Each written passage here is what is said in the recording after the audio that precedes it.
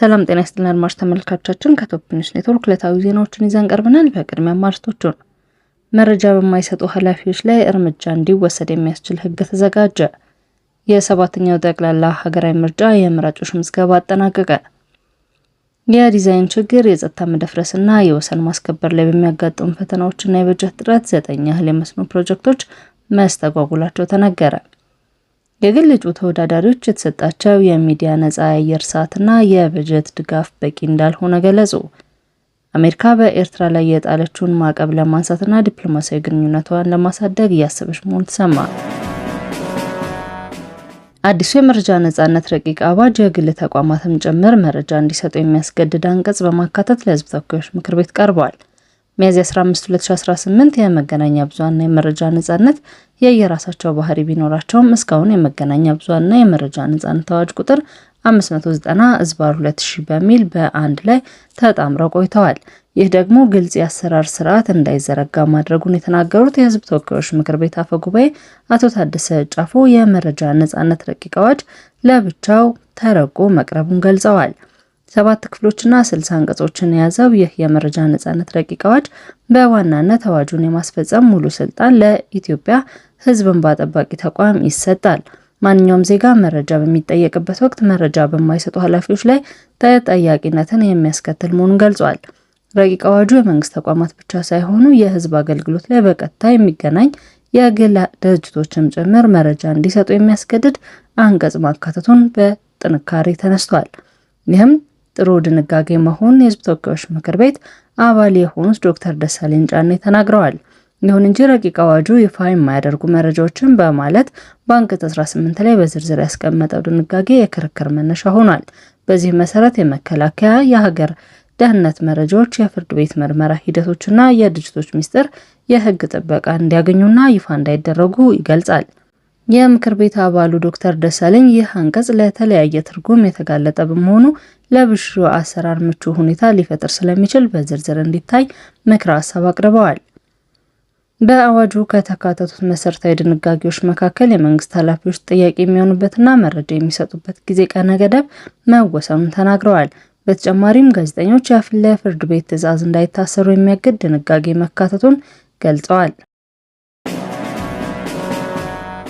የኢትዮጵያ ብሔራዊ ምርጫ ቦርድ ለሰባተኛው ጠቅላላ ምርጫ ዝግጅት እያደረገ ባለበት በዚህ ወቅት ዜጎች ላይ የምዝገባ ካርድ እንዲወስዱ የሚደረግ ያልተገባ ተጽዕኖና ህገወጥ ድርጊቶች እየተፈጸሙ መሆኑን ቦርዱ መጋቢት 4 2018 ዓ.ም በወጣው መግለጫ አሳውቆ ነበር። በተለይም ቤት ለቤት በመዘዋወር ካርድ ውሰዱ በሚል ህግን የሚጥስ ተግባር፣ ካልወሰዳችሁ በሚል የማህበራዊ አገልግሎትና ደሞዝን ለማግኘት እንደ ቅድመ ሁኔታ የማስቀመጥ ተጽዕኖ እየተደረገ መሆኑን ሪፖርቶች እንደደረሱት ገልጿል። ይህን መሰል ጫናዎች በተለያዩ አካባቢዎች መኖራቸውን ምርጫ 2018 ኢትዮጵያ ተናግሯል።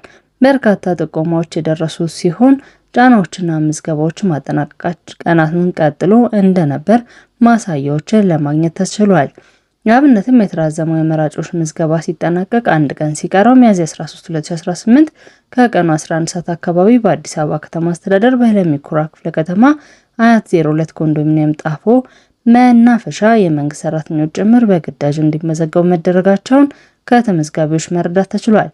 በንፋስ ስልክ ላፍቶ ክፍለ ከተማ ኃይሌ ጋርመንት አካባቢ አስገዳጅ የመራጮች ምዝገባ እንዳለ ለማወቅም ተችሏል። በተመሳሳይ በኦሮሚያ ክልል ሸገር ከተማ አስተዳደር ኮዬ ፈጬ ክፍለ ከተማ ቱሉ ዲምቱ ወረዳ አስተዳደር የመንግስት መዋቅሮች ሚሊሻዎችን ጨምሮ የምርጫ ካርድ መውሰድ ግዴታ ነው በማለት ነዋሪዎችን በማስገደድ ሲያስመዘግቡ ተነበዋል። የምርጫ ቦርድ ሰብሳቢ ሜላትወርቅ ኃይሉ ይህንን ችግር አስመልክቶ ለቀረበው ጥያቄ ሲመልሱ ቦርዱ ክትትል አድርጎ የምርጫ ጣቢያ እስከ መዝጋት የደረሰባቸው አካባቢዎች መኖራቸውን ጠቁመዋል። ይህም ሌሎች ከድርጊታቸው እንዲቆጠቡ አድርጓቸዋል ብለዋል። የዲዛይን ችግር፣ የጸጥታ መደፍረስና የወሰን ማስከበር ላይ በሚያጋጥሙ ፈተናዎችና የበጀት እጥረት 9 ያህል የመስኖ ፕሮጀክቶች መስተጓጉላቸው ተሰማ። የመስኖና ቆላማ ሚኒስቴር እንዳለው ከተጠቀሱት ችግሮች ባሻገር በቅርብ ጊዜ ወዲህ ደግሞ የነዳጅ አቅርቦት ችግር ለመስኖ ፕሮጀክቶች ፈተና ሆኗል።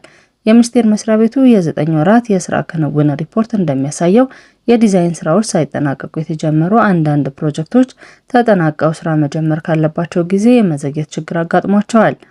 ከመከላከያቸው የሎጊያ፣ ፈንታሌ፣ ሽልሌ፣ አንገር የመስኖ ፕሮጀክቶች ጥልቅ ጥናት ባልተደረገባቸው ዲዛይኖች የተጀመሩ ናቸውም ተብሏል። በመሆኑም በአማካሪ ድርጅቶች የዲዛይን ማስተካከያ ተደርጎባቸው ወደ ስራ እስኪመለሱ የመዘግየት ችግር ያጋጠማቸው የመስኖ ፕሮጀክቶች መሆናቸውን ከሪፖርቱ ተሰምቷል። በተለያዩ አካባቢዎች ያለው የጸጥታ ችግርም ለመስኖ ፕሮጀክት ግንባታ መዘግየት ሌላው ፈተና ሆኖ ተጠቅሷል። ከዚህ ቀደም በዲዛይን ችግር መሬት በመንሸራተት ለዓመታት መዘግየቱ ሲነገር የቆየው የመገጭ የመስኖ ፕሮጀክት አሁን ደግሞ በጸጥታ ችግር ምክንያት የመዘግየት ችግር ካጋጠማቸው መካከል ሆኖ በሚኒስቴር መስሪያ ቤቱ ሪፖርት ጠቅሷል። በተጨማሪም የላይኛው ረብ የመስኖ ፕሮጀክት በጸጥታ ችግር ምክንያት ሙሉ በሙሉ ስራው መቆሙ ተሰምቷል። በሌላ በኩል የመስኖ ፕሮጀክት በባህሪያቸው ውስብስብ በመሆናቸው ከፍተኛ የማስፈጸሚያ ሀብት እንደሚያስፈልጋቸው የመስኖና ቆላማ አካባቢዎች ሚኒስቴር በሪፖርቱ አስታውሷል። ይሁንና የሀገር አቅም በፈቀደው መጠን በጀት ካልተመደበ ፕሮጀክቱ ከተቀመጠላቸው ጊዜ ሊጠናቀቁ አይችሉም። ይህም ተጨማሪ በጀት እንዲጠይቁ ሊያስገድድ ይችላል ብሏል ሚኒስቴሩ።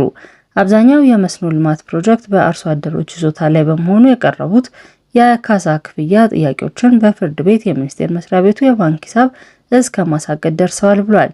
የወሰን ማስከበር ጉዳይን እልባት ይሰጣል የተባለው ክልሎች በየአካባቢያቸው የሚፈጸሙ ፕሮጀክቶችን ለወሰን ማስከበር ካሳ እንዲከፍሉ የሚያስገድድ አዋጅ ቢጸድቅም ክልሎች በሚጠበቅባቸው ልክ ወደ ተግባር አልገቡም ብሏል የመስኖና ቆላማ አካባቢያት ሚኒስቴር።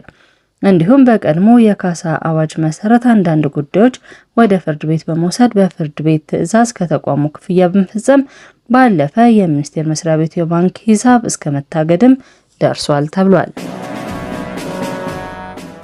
የግል እጩ ተወዳዳሪዎች የተሰጣቸው የሚዲያ ነፃ የአየር ሰዓት እና የበጀት ድጋፍ በቂ እንዳልሆነ ገለጹ።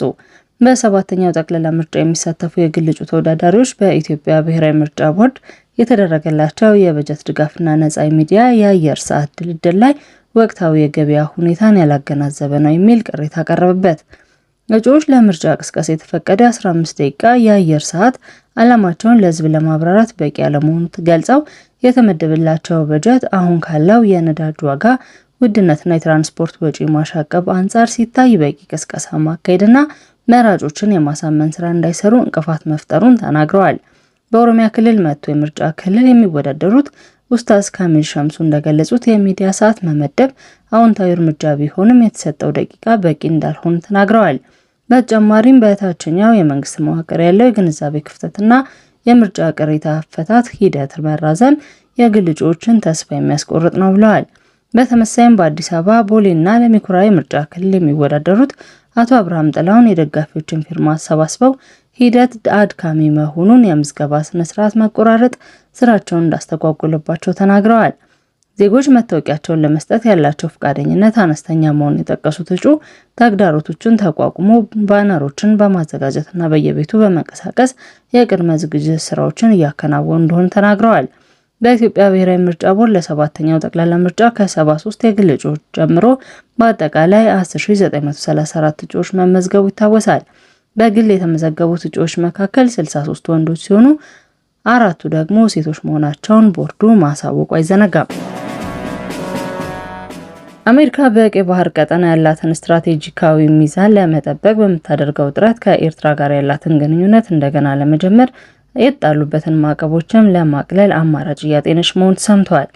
የአሁኑና የቀድሞ ባለስልጣናት የጠቀሱት ዘገባው በግምገማ ላይ ያለው ይህ ተነሳሽነት ከ1120